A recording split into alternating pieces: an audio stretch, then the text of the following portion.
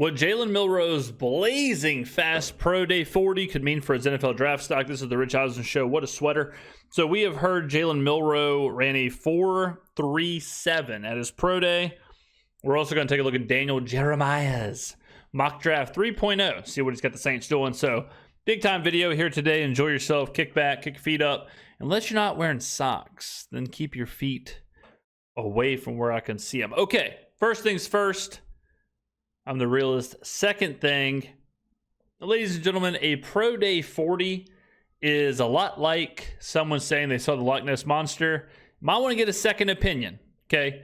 Jaylen Milroe's 40 came out 4.37, which is absolutely insane. Then, a couple other scouts came out and said, actually, it was more like a 4.45. Actually, it was more around a 4.48. Actually, it was more like a 4.51. So, in one run, in 140, on one day, we have a 4.37, a 4.44, a 4.45, a 4.48, and a 4.51. Okay. Hand stopwatches. You get a little loose with the thumb, lose a couple of tenths of a second. That's how it happens. Jalen Milroe just had a pro day time. Is this correct, Chris Brockman? Because nobody talks Jalen Milroe right now. We're all talking about, we had Tyler Shuck on yesterday. They've been talking Jackson Dart being a first rounder. We all know Shador. And Cam Ward is top of everybody's quarterback mind right now. Will Howard gets mentioned quite a bit. Yep. But not many Jalen Milroe chit-chat posts. What did he do at the pro day? Unofficial 40 for Jaylen Milroe, 4.37. OMG. It's kind of fast. Jeff Howe, the Athletic, saying that some of the hand timers had him in the 4.44. Okay. Yeah. But still, nice time for Jaylen Milroe. Hey, anywhere but. I wish they were showing it because the video of it, brother, he ain't running a 4.37. He's weaving all over the place. Looks like I'm running it. Okay. Now, he's not slow, but he's not 4.37 fast. Between 4.37 and Moses Malone, you'll take it. Yeah. It's a good time. Apparently the Steelers took him to dinner. The Steelers. Last night. Yeah, I saw Tomlin and Omar Khan and everybody was taking him out. Brass. I saw that. There's no way. Where do the Steelers find the time between Aaron Rodgers and Jaylen Milroe dinners? You can't but love the kid when you meet him. How great was the chat when he came in on our show, so right? awesome. Yeah, it was awesome. So clearly the Steelers are going to just love him up on the spot. Steelers, where are they in the second round? Yeah. I'm trying to see where they are. Look it up. That's what we're looking at. They don't have a second round pick. Oh, boy. Yeah, they traded it, right? They have That's for DK. They're at 83 right now. By the way, I think Jaylen Milroe could be available at 83. Yeah, I don't think Milroe. I think the high end of mocks might have him in the third round right now. Milroe's obviously a project. He's obviously a developmental player. He's not someone I don't think the Saints should look at because the Saints have so many positions of need / they need impact players right meow. They don't have time for a developmental player. Now, I purposefully held this part of the monologue until now, which is about 4 minutes into the video. Did you type in the comments? Did you? Hold on. Hands up. Everybody's hands up. Did you type in the comments that Jaylen Milroe could be the next Taysom Hill? Did you? Don't delete it. Don't delete it. I saw you. Listen, I've seen a lot of this. This idea of people saying well, the Saints should draft Jaylen because he could be the next Taysom Hill. Ladies and gentlemen, let's not look at the past, okay? Let's look at the future. Newsflash, breaking news. Kellen Moore's the head coach of the New Orleans Saints. Sean Payton's out of there. Pete Carmichael's out of there. Anybody that had anything to do with Taysom Hill's out of there, okay? We're not trying to find the next Jimmy Graham. We're not trying to find the next Taysom Hill. We're not trying to find the next insert blank player. Trying to start anew, okay? We're not trying to find the next Taysom Hill. We're trying to find the next Saquon Barkley, okay? It's Kellen Moore's world. If Denver wants to draft Jalen Milroe and turn him into the next Taysom Hill, let Sean Payton do that. And it probably makes a lot of sense. I could see Denver absolutely taking Jalen Milroe and turning him into some Taysom Hill-esque player. If Sean wants to do that, it's a Sean thing, whatever. Seattle should do that because Clint Kubiak used Taysom Hill better than Sean Payton ever did. Woo! It's a hot take for you. Okay? Now, if you say, well, I think Jalen Milroe could be the next Jalen Hurts, different story. It's a different conversation. I think that's a bit bold. But that's a different conversation. Okay? Yeah, they traded 52 to Seattle for DK Metcalf. And listen, I know the Steelers have been doing un-Steelers-like things, and they have traded draft choices, but normally when I do a draft, well, not normally, every single time I do a draft, I've got a card for each team with NFL Network Research top crack staff there. They give me a card of each team, and it's draft choices 1 through round 7 with multiple picks here and other picks removed there. Normally, the Steelers, every year I get a card where one of the few teams are just 1, 2, 3, 4, 5, 6, 7. They haven't traded anyway, and they haven't acquired anyway. They just pick where they pick, and that's the end of it. So it's rare that they don't have a second-round choice. And it's wouldn't it be wild they don't draft the quarterback that they really would like because they've used it to get a wide receiver that they're paying $30 million with no true plan right now at quarterback? Here's something other than to find one on the free agent market or in the draft. Tankathon that Chris and I go to a lot. They have it the 83rd pick. Mm-hmm. Steelers selecting Quinn Ewers. I mean, that's another one. That's fun. Yeah. I'll tell you this. Someone who watched a whole lot of Alabama last year, there is no doubt about it. Jaylen Milroe, when he is moving north and south, when it was a lot of the times, Alabama was at their absolute best when he was running that delayed quarterback power, quarterback draw, whatever, straight up the middle, snap it, try and stop me. Milroe, no doubt about it, absolute freak athlete. 4.37 or 4.51, whatever. Absolute freak athlete. Okay? Like I said, I think he's way too much of a developmental player. Will he be a quarterback? If so, it's going to take some time. Would he be more of a running back / wing back thing like Taysom Hill? Maybe. Could he be somewhere in the middle? Maybe. I think Jalen Milroe is a luxury pick. He's a pick where, I don't want to say gadget player, but he is a pick where you got some stuff going on. He's a great wrinkle, high upside. You put him in the right hands, somebody who can really develop. Okay. For the Saints, who don't have that luxury, they don't have any room to waste on a luxury pick or a developmental pick or a high upside, but not really sure what to do with them, whatever. Not the case. All right, so unfortunately, I think the Saints should pass on Jalen Milroe. Yeah, and a lot of folks talking about Quinn either. Also, you mentioned them just having 7 picks normally. Now that they traded their second-round pick, they have a first-round pick, a third, they have 1 4th, 1 5th, 1 6th, and 1 7th. I'm telling you, that's the Steelers. That's the Steelers. That's it. They have it's usually 6 picks in the their draft. card is like the cleanest card ever. Sometimes by the end of a draft, a team's draft card on my desk looks like a 14-inning box score. You know, like a scorecard, a 14-inning scorecard, where you're just scratching this out, moving this around, and it's really tough for me to even read my own damn handwriting. Oh, yeah. But, you know, Steelers quarterback situation, waiting on Rodgers, start grinding on all the tape on all these guys, fly all over the country, meet them, figure out who you like. It is kind of crazy with the Steelers. Like it's a team that is so consistent. I mean, we all know, you know, Mike Tomlin doesn't always wins over 5, always has a 500 or above record. Like we all know the stats, we all know the tenure and all that. But man, like, could you imagine being a Steelers fan and you're in between Mason Rudolph and Aaron Rodgers, drafting Quinn Ewers or Jalen Milroe? Like, man, I mean, for a franchise that's so consistent, they've been pretty whatever for quite a while now. I mean, they're getting by on 10-win seasons, completely irrelevant in the playoffs. I don't know. I don't want to say. I certainly don't envy the Steelers. I certainly do not envy the Steelers right now.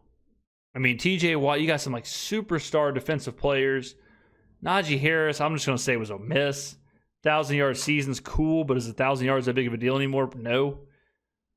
You're just living on 10 wins and 0-1 in the playoffs every single year. You're nowhere near the Ravens. You're nowhere near the Bengals. Your quarterback play has been absolutely pedestrian at best for a long time now. You are as unimpactful on offense as you can possibly be. I mean, the Steelers are one of those teams that like it almost seems weird to talk about them in a bad light because they seem like such a well-run organization. But man, it leaves a lot to be desired, does it not, ladies and gentlemen? All right, let's take a look at Daniel Jeremiah's Mock 3.0. This came out March 18th. All right, Tennessee, Cam Ward. Cam Ward is quarterback number 1, no doubt about it. There's a obvious separation between him and Shedeur Sanders. Question is, does Tennessee want to go two questions? Does Tennessee want to go Cam Ward or Abdul Carter? That's question number 1. Question number 2, do they want the pick? Do they want to trade down? Do they want to do business with somebody who wants to take Abdul Carter? If Tennessee knows Cleveland wants to take Abdul Carter, why wouldn't they trade down? Or if Tennessee wants to take Abdul Carter, why wouldn't they trade down with one of the quarterback needy teams in Cleveland and New York? If Tennessee secretly wants Abdul Carter and they're not blown away by Cam Ward or Shedeur Sanders, why wouldn't Tennessee trade from 1 to 2 or 1 to 3, let the quarterbacks go, get draft capital, and get your guy? Cam Ward 1, Abdul Carter 2, Shedeur 3 to the Giants, Travis Hunter 4 to the Patriots. Now, we've heard a lot about Vrabel wanting to get a wide receiver for Drake May. In this one, Daniel Jeremiah goes Travis Hunter. Okay. Jalen Walker to the Jaguars. Highest I've seen Jalen Walker. So he's at 5 now, top 5. Ashton Jeanty to the Raiders. We've seen this mocked quite a few times. I think this is very, very possible. Very possible if it's there. 7, Armin Membu, Missouri Jets. Okay. Mason Graham sneaks back into the top 10. So Graham had fallen because he didn't work out at the combine. We had some measurables come in that weren't great. But now he's found himself back into the top 10. So Mason Graham, 8 to the Panthers. Saints take Jod Campbell. Okay. I mean, no lie. I think every single mock draft I've seen for the Saints has been different. We have seen Tyler Warren. We've seen Jackson Dart. We've seen Jod Campbell. We've seen, Jalen Walker. We've seen everybody for the Saints. I think this makes a lot of sense. I was having a conversation about the draft and talking about how there's a couple offensive players that I would take, like Jeanty, McMillan, Tyler Ward maybe, but there's a ton of defensive players. Like I would love Mason Graham. I would love Jod Campbell. I would love Jalen Walker. I would love, if we go even further down, I could be sold on, I guess that's about it at 9. I guess that's about it at 9. But there's so many options. I'm all for linebacker. I'm all for edge. I'm all for defensive tackle. I'm all for halfback, wide receiver, whatever. I think this makes a lot of sense with Brandon Staley, where he's trying to rebuild this defense, trying to fit all these players in, give him a guy that he could use in his system. I think it makes a lot of sense. It really does. So if Jod Campbell is the pick at 9, I'd be thrilled. Chicago goes Will Campbell at 10. Will Campbell's not going to play tackle. We know that. He's going to be moved down to guard. Is 10 too high for a guard? 9 too high for a guard? I've seen some people say that Will Campbell tape might be a bit deceiving. So, we'll see there. Okay, Jahdae Barron. Cornerback, I think, is really high. 11. I think you can... That's just a lot. Dallas goes Matthew Golden. Okay, so why is this interesting?